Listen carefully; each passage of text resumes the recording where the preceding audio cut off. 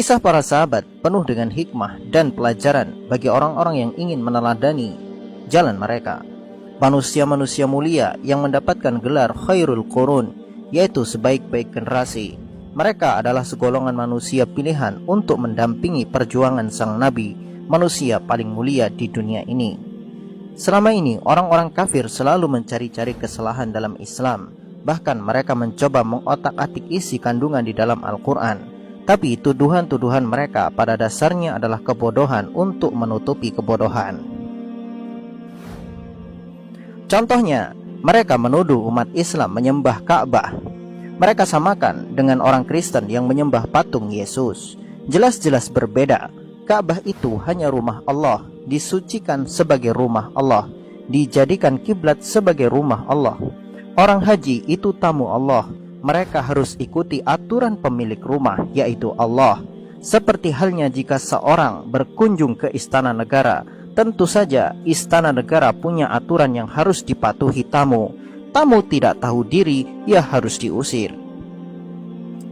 Dan tidak ada satupun orang Islam yang meyakini Ka'bah adalah wujud Allah.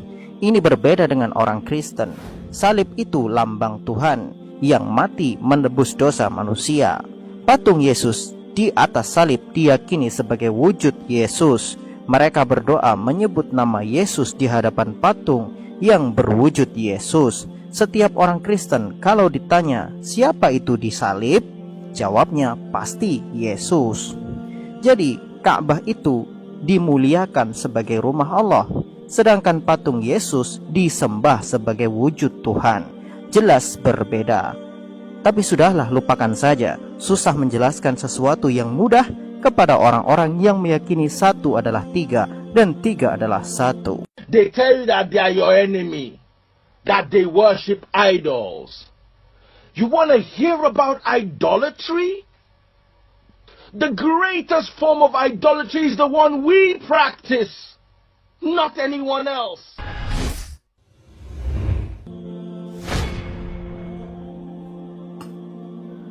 Ada kisah yang menarik dari para sahabat Nabi. Kisah ini diriwayatkan di dalam tafsir Ibnu Katsir surat Al-Maidah ayat ke-96. Dikisahkan bahwa Nabi Muhammad SAW pernah mengutus sekelompok pasukan kecil untuk menghadang kafilah suku Quraisy.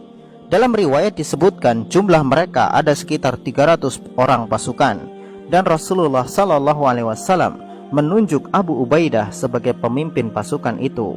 Namun para sahabat dalam pasukan itu tidak memiliki bekal yang cukup, kecuali hanya sekantung kurma saja.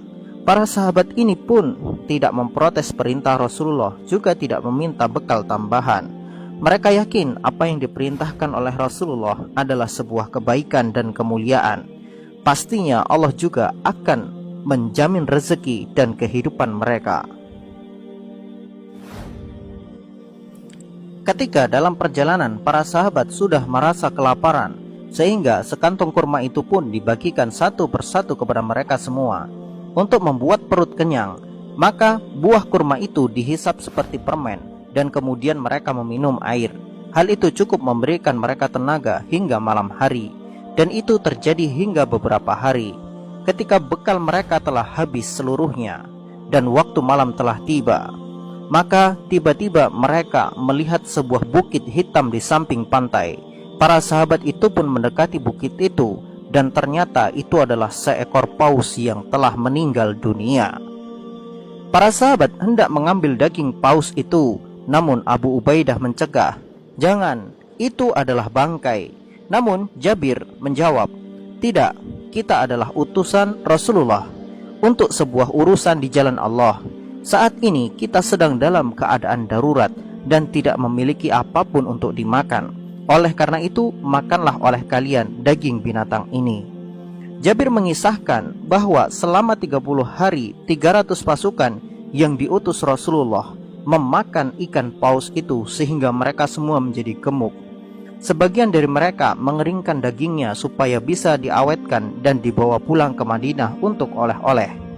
Dikatakan bahwa lengkungan mata ikan itu bisa diduduki oleh 6 orang, dan tulang rusuknya ketika ditegakkan dan seekor unta berjalan di bawahnya lengkungan tulang rusuk itu, kepala unta itu tidak menyentuhnya.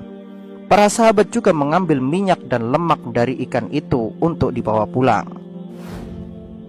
Maka ketika urusan mereka telah selesai dan misi mereka telah sukses, Abu Ubaidah memerintahkan 300 pasukan itu untuk kembali ke Madinah. Sesampainya di Madinah, mereka langsung menghadap kepada Rasulullah SAW, kemudian bercerita tentang ikan paus itu. Maka Rasulullah SAW bersabda kepada mereka, "Ikan besar itu adalah rezeki dari Allah Subhanahu wa Ta'ala untuk kalian. Apakah kalian membawa sebagian dagingnya untuk kita makan bersama di sini?" Kemudian para sahabat itu membawakan daging yang telah mereka siapkan untuk oleh-oleh kepada Rasulullah, dan mereka memakannya bersama Rasulullah. Peristiwa ini menjelaskan bahwa bangkai ikan adalah halal. Selama ikan itu masih layak untuk dimakan, maka boleh dimakan meskipun telah menjadi bangkai.